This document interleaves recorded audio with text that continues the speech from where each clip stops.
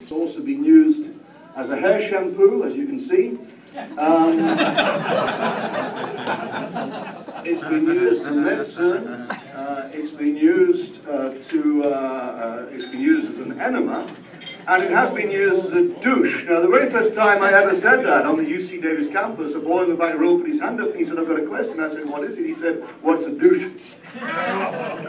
I said, "It's this far away from being an enema."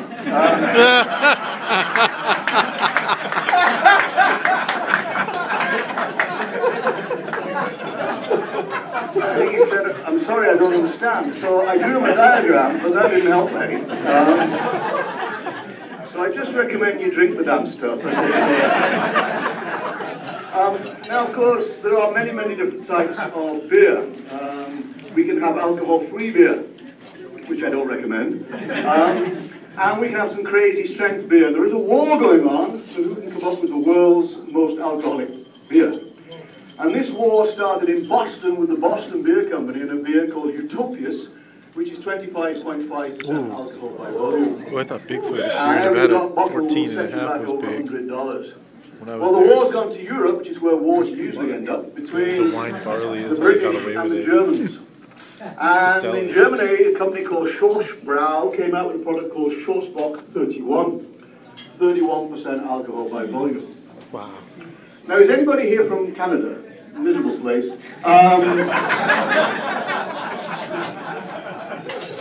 Lots of snow, and what they do in Canada, as my football friend will tell you, is they take the beer, stick it in the snow, and the first thing to freeze out is pure water, and you can decant off the more alcoholic top.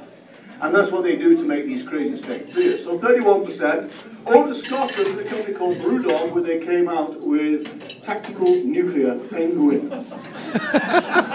It's not only the wine guys know about sophisticated marketing, so tactical to attack the Germans, nuclear, because it was 32% alcohol, and penguin, because penguins walk across ice. Back to Germany, where they say things like Scheißen Gott in Himmel, was ist das? And they came out with Schwarzbock 40. Ja, this will show them, ja.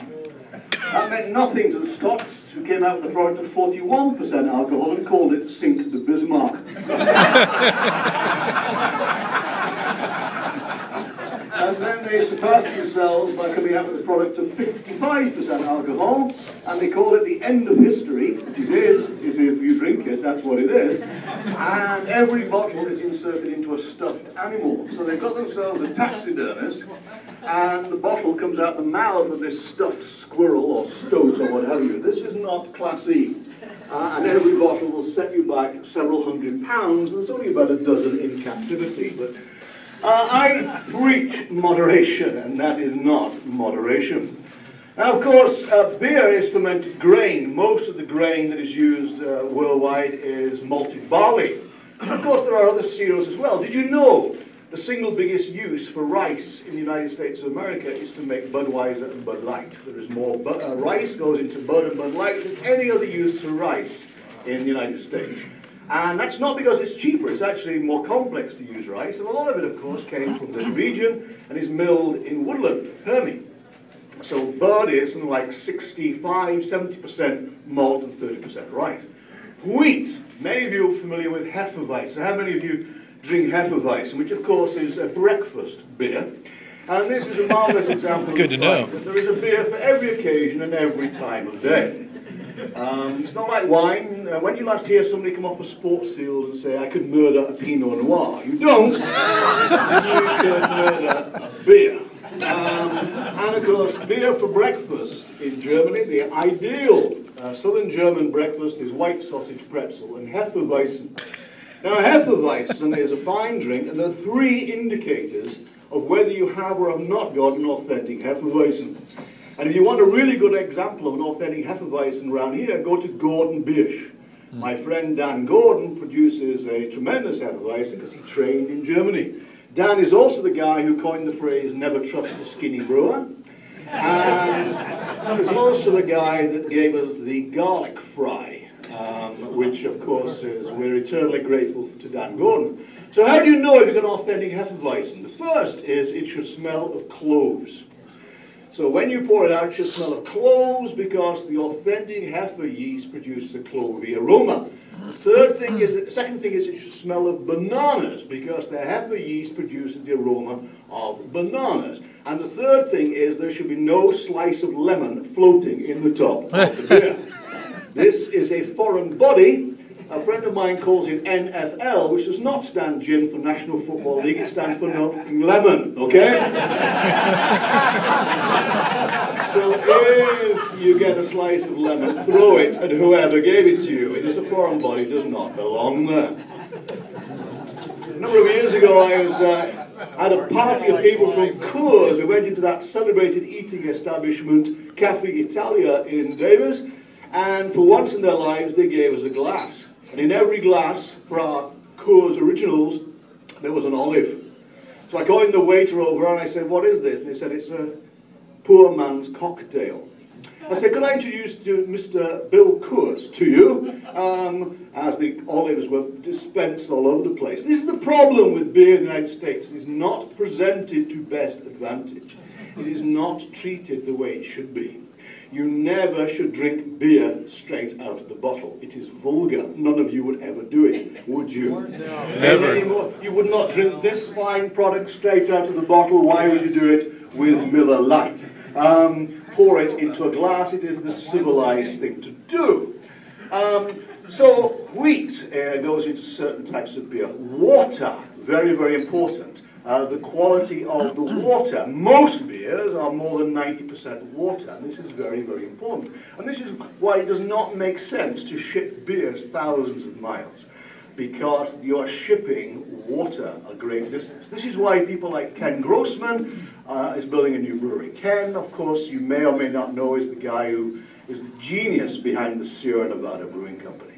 And if you ever go and only go to one brewery in your whole life, it should be the brewery at Chico, which is the most beautiful brewery I've ever seen in 35 years in the brewing industry. And he is by far the most impressive guy I've ever met in the brewing industry. He knows it doesn't make sense to ship beer thousands of miles because you're shipping largely water, but also it's not good for beer quality. Beer is never better than when it is first put into the package. You never hear anybody say, "Come round to my place, I've got a 1959 Coors Original." You don't. You don't need to say, "I do." "How much did you pay for that?" "Oh, don't ask, just savor it." Savor the wet cardboard suffused with cardboard with a little bit of tomcat pea thrown in for good measure. And this is what you get in certain other types of beverage, but not with beer. We're honest, we tell the way it is. Hops. Hops, the flowering body of the female of the species. The nearest relative of the hop is, of course, marijuana. About 2 years ago, I was up in Arcata. It's the only time in my whole life they took a weed break halfway through my presentation. Thank you for not doing that. The Romans used to put hops into green salads. I don't recommend that.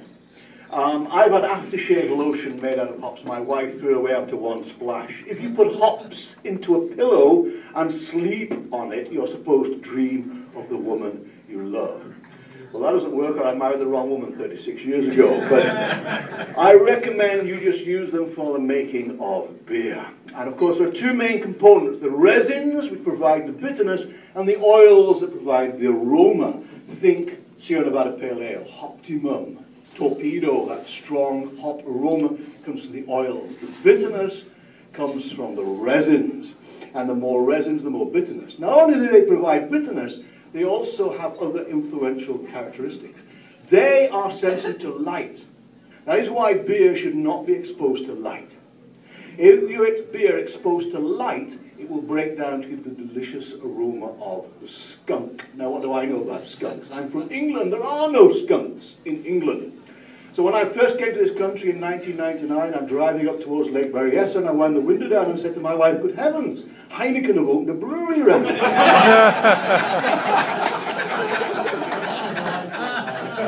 This is why beer should be packaged into brown glass bottles, not green glass or clear glass. But you'll never get a skunky Miller, because what Miller do is chemically transform the hops into a form that will no longer break down to give a skunky flavor.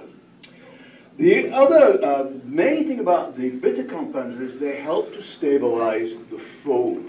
Now, I've already told you should put your beer into a glass. It is a civilized way to travel. But you need to pour it correctly, because you need to generate this wonderful foam. So here's the difference between a wine drinker and a beer drinker. Wine drinker, legs together, like that.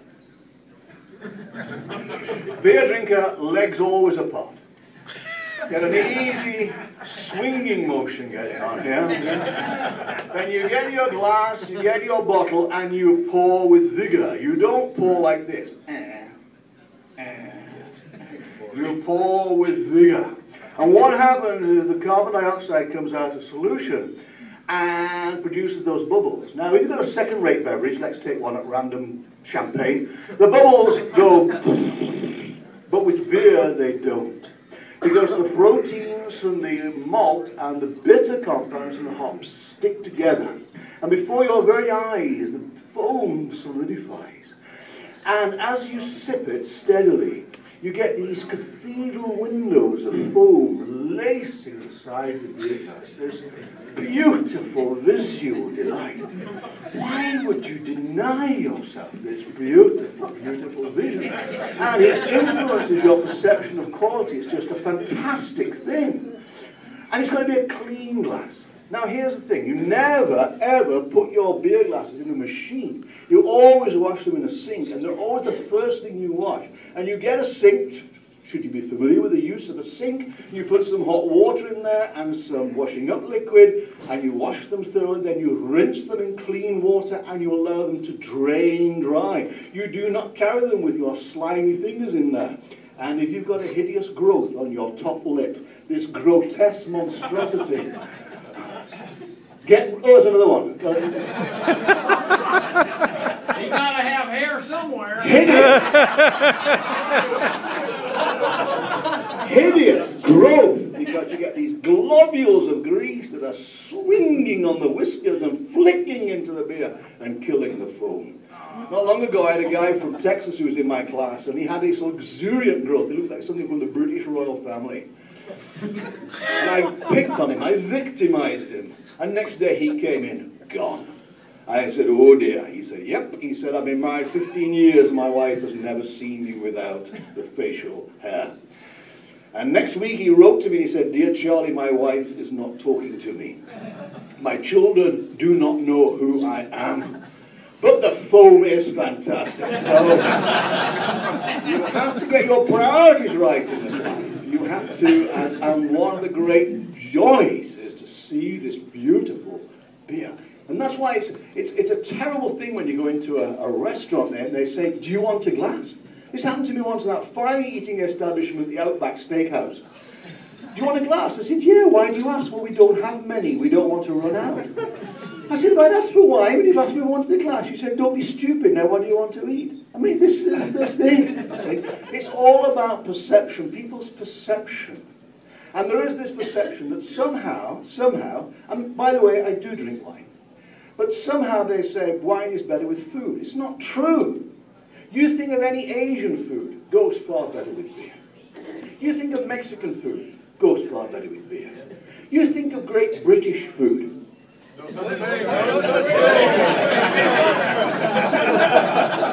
otherwise known as Indian food, far, far better with beer. But the other perception is all to do with health. Now, the wine guys stole the moral high ground, and I'm going to have to be very careful today about how I present this discussion. But the wine guys stole the moral high ground. It started with a television program, which some of you are familiar with, called 60 Minutes. And a number of years ago, they did a program all about the French paradox.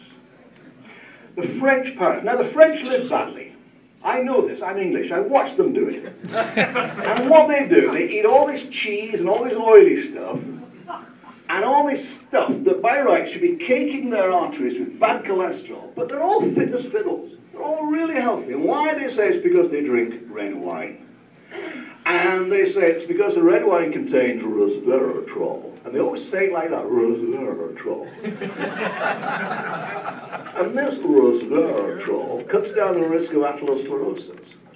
Well, what they don't tell you is to get enough resveratrol, from a bottle of red wine, you have to drink 160 bottles of red wine every day, which is twice as much as the average French person drinks. The active ingredient is actually alcohol. And it doesn't matter whether it's red wine, white wine, ale, lager, Southern Comfort, tequila, whatever, in the same equivalent quantities, it will cut down your risk of atherosclerosis. But people say, well, look at wine drinkers, they're healthier. Of course they're healthier. They live better. They jog. People who drink beer do not jog. They watch ball games, okay?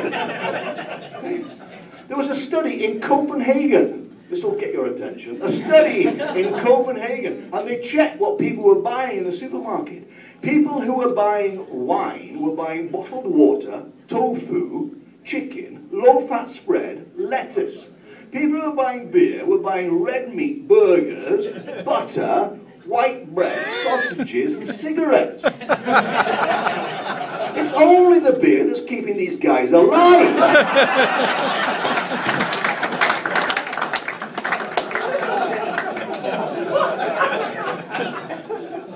So beer truly is the chosen beverage. It saved the world. It continues to make people healthier.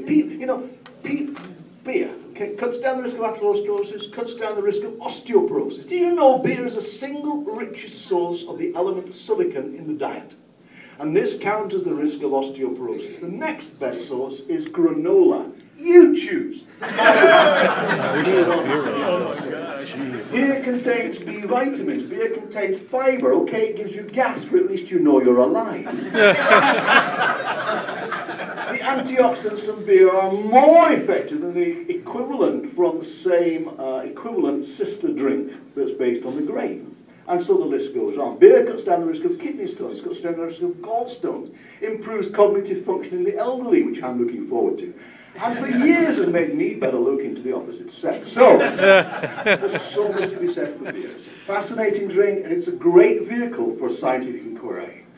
You know, when I first came to Davis, I used to walk across campus, and other faculty members used to say, what do you teach? And I used to say, oh, I'm the beer guy. And they go, as if to say it's a bit like tractor driving or basket weaving or something. So if you really want to understand chemistry, biochemistry, plant physiology, chemical engineering. Are there any chemical engineers in the room? People with no soul, no sense of the beauty of life, but very important. You want all of these sciences coming together. They come together in the wonderful study of beer. Thank you very much.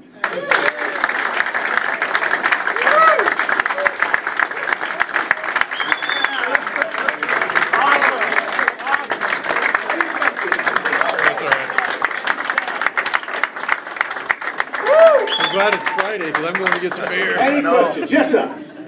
You talk about drinking beer out of a glass. Yeah. How is it in a red Solo cup? You know, those red plastic cups. Good question. You'll be in my remedial class, you. Yes, sir. Yoga goes well with beer. Yes, sir. Yeah. Could you discuss the shelf life of beer, your recommended length of time you might keep beer? Yes. The first thing to say is that many people will not like to hear this, but beer has got a longer shelf life in a can than it has in a bottle. And the simple reason is that oxygen, air, which is the main enemy of beer, will creep in between the neck of the bottle and the crown cork. Whereas it can't happen in a can, neither can light get into a can. The best way to describe this is consider a bottle of Budweiser, and on it, it will say born on date, and it will say consumed within 110 days. That is assuming you're going to keep that beer at 110 days at this sort of temperature. So, 3 to 4 months at this sort of temperature. For every 10 degrees centigrade increase in temperature, and you've got to get used in this country to using centigrade, because the rest of the brewing world doesn't. Every 10 degree increase in temperature, then it will stale 3 times faster. So in the recent heat wave, and I'll be charitable, 110 Fahrenheit in Sacramento, it's going stale in a very, very few days. But if it's in a refrigerator, it will last months and months and months. So the secret to having beer is keep it rotated, buy it young, drink it young, but when you're going to store it in a refrigerator. Yes, sir? What's the best beer to give my dog? One that's wet and alcoholic. Depends how big the dog is. Don't give beer to a dog. That's a waste. Give it water and drink the beer yourself. Yes, sir? Draft or bottle? Yes. Both. No, beer actually, it depends on how good the bar persons are. If you go, I was interviewed in the San Francisco Chronicle once, and they said, you go into a bar, there's 30 beers on tap, which one do you choose? I said, one in a bottle. Because those beers are not going through those pipes and those taps as fast as they should be. If they're clean out, and they're properly flushed through with the beer every time, then okay. Even then, it's not as good. Because you've got 30 beers on tap, and a couple of those don't move very fast. It's sitting there, it's broached, and it's open, and it's not doing you any favors. So usually the answer is beer in a bottle or a can is usually better. There's a huge psychological factor at play. For example, bottles and cans. People think beer is going to be better in a bottle. Usually it's better in a can. When you can see a can or a bottle, you'll decide that beer in a can is not going to be as good. Usually it's going to be better. Totally psychological. Yes, sir? So you said beer has been around for 8,000 years. 8,000 years. So what was it the Egyptians that? The Sumerians. Sumerians. So the ancient, what was we referred to as the Fertile Crescent region around Iraq. And it was purely accidental. They used to carry barley around, and they eat the barley. Well, that's tough and hard. But they got it wet one day, and it started to sprout. And it was soft and easy to bite into. And then they made a bread out of it. And then they stored the bread in jars, and they got wet. And when they tasted the liquid, they got warm and a cozy feeling. They all fell over. This is good. And so they put the tents in a circle, and they stayed put while they grew all this stuff and did all this stuff. And they became villages and towns and cities like Sacramento. So we wouldn't actually be here. We wouldn't have a static civilization if beer hadn't been invented. Great idea. Yes, sir. What's near beer? Awful. That's what? Near beer, Oh, you're too young surely to remember near beer, but near beer was around in Prohibition times, and that was the stuff that was, it's low alcohol, so basically just malt extract and stuff. But near beer, alcohol-free beer, whatever you want to call it, makes me appreciate regular beer all the more. Yes, sir. And that leads to the question of the difference between malt liquor and beer. Malt liquor is usually a definition all to do with alcoholic strength. So these are more alcohol. For example, one of my favorite beers is a beer called Singer. And before they lowered the alcohol content of this Thai beer, they lowered it down to 5.2. When it was still 6.2, it had to be called a malt liquor, even though it's really allowed. There's some crazy labeling legislation all over. I think they might have changed it in Texas now, but everything above 4% had to be called an ale. No matter what it was, it had to be called an ale, which is bizarre. Yes, sir. Yeah, I have a nephew that was a student of yours. Oh, really? And his name was Dave Ogilvy. Oh, good-looking lad. I remember him. He looked like a 50s film star. Whatever. Unlike his own. But I just thought maybe it might. But he was a wine guy, wasn't he? Well, he took enology and winemaking. Yeah. And That's a family business. He went back to Davis after a stint back over in Atlanta. Yeah, we knocked some sense into him, yeah. But at any rate, I thought you might find it real interesting and maybe a little prideful to know Yes. that he went to work with Budweiser Yes. in Fairfield. He did. Quality He side. shipped them over to Virginia, where he lives now, and they had a great big beer making contest with I don't know how many of the employees over there, but it sounds to me like it was a pretty good number. And he won the contest, and Budweiser has now got a beer that was his recipe called Black Crown. Oh, yes. Yeah, I've heard them talking about it. And so That's he's, interesting. so I'll take the credit for that. I imagine teachers, when they see some of their students Oh, do good. something really Okay, interesting. I'm and going to boast successful. about that now. What was his name again? You know, I love it when people, at Heretic Brewing Company, they've named two fermenters Charlie, a little Charlie and a big Charlie. I say, why do you call it Charlie? Because you're the biggest heretic we know. Yes, ma'am? Yes, we have a casino night, and I was volunteering to pour the keg beer into glasses. Yes. I thought I was doing a good job by not having any foam No. on the keg, so we No, want no, you've foam. got to do it right. You can't do two things. You can't shortchange people on the beer. So you can't give them a glass full of foam and not enough beer. You've got to get it right. So if you go to the north of England, for example, where I come from, God's country, where men are men, and some of the women are men as well. They have pint glasses, and there's a line, and that's the pint is up to the line, and then the space above it for the foam. That's what you need. So Just get a little bit of foam on the top. just enough to be respectable. Yes, sir. What is the Pilsner process about? Pilsner. Well, the Pilsner brew was from the Czech Republic, well, Bohemia in those days, from Pilsen. Very soft water, very lightly dried malt, very pale malt. And they do something called late hopping. And what you do, if you put all the hops in at the boiling stage, you drive all the aroma away. So what you do in Pilsner brewing is you put, say, 90% of the hops in at the start of the boil, and you hold the rest right to the end of the boil. And then some of the aroma survives, and the yeast transforms it. Just like wine yeast transforms some of the things there, to get a very subtle, what is called a late hop character. So that is a classic Pilsner process. Yes, sir?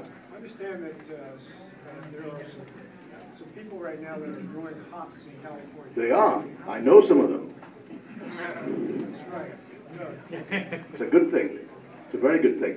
Because it used to be very big. These days, the biggest growth location for hops in the United States is Yakima. You ever been to Yakima?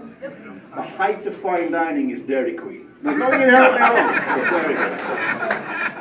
Yakima, Willamette Valley in Oregon, and Idaho. Yes, sir?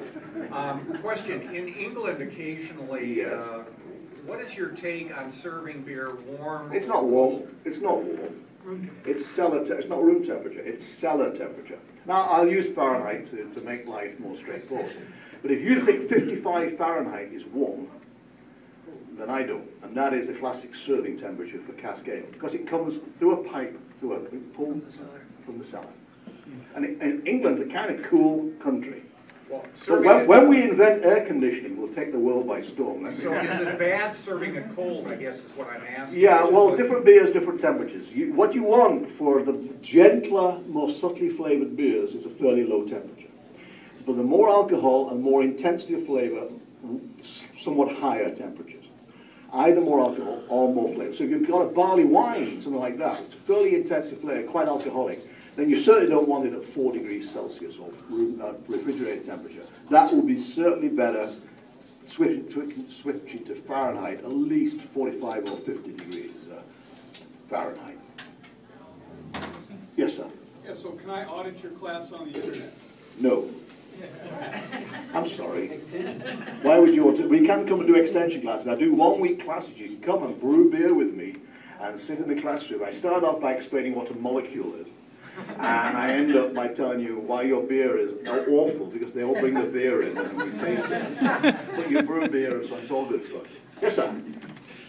I noticed that a lot of the microbrewers are doing the 22-ounce bottles now, dark bottles. Yeah. And I brought a few home because we're kind of associated with one of them. Yeah. And I found that pouring it in a small 8-ounce glass and having it on the dinner table with 2 is like a bottle of wine. Yeah.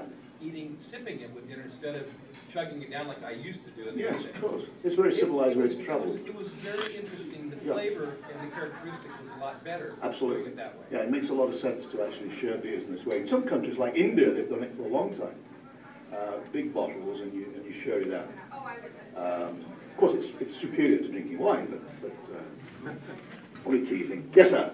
Well, what happened to the California hop industry? Well, it basically got outclassed by 2 reasons. One of this, and I'm no economist, but by the fact that Yakima, they just focused, they concentrated on getting bigger and bigger and bigger. And of course, the climate and the light conditions and the length of the day and so on are somewhat more conducive up there. So I think they just stole a march. But, you know, there's no reason why hops can't, and they will come back in this region. They're already coming back in this region, and that's a wonderful thing. One of the big challenges of doing business in California is the cost of things, the cost of land, the cost of energy, the cost of building, you know, and some of the legislation. So that's one of the problems with trying to revisit and re-establish some of these things. But it needs to be done. I've been associated with a product called Roostella, and one of the important things about that is that it should depend on relatively local raw materials. Now they've got local hops, but the next stage need to have good local malted barley. I've had every confidence that that will happen pretty soon. Yes, sir? What's your opinion of light beer? So, thank you very much. You know, it's not in my refrigerator. It's the biggest selling brand of beer in the United States is a light beer. 6 out of the 10 biggest selling brands of beer in the United States are light beers, so they must have something going for them. But you know, beer is very much a subjective opinion. People say, what is a good beer? It's the beer you like. And what I like and what you like do not necessarily agree. But that doesn't mean we can't be friends. The hardest beers in the world to make are the ones with the least flavor. So I've got this beautiful brewery on campus, and the students, when they have the brewing competition, what they try to brew Guinness meets Hefeweizen with a little bit of IPA thrown in for good measure. And none of them try to brew Michelob Ultra, because that's real hard, because you can't recreate that, and you can't hide any mistakes. Thank you.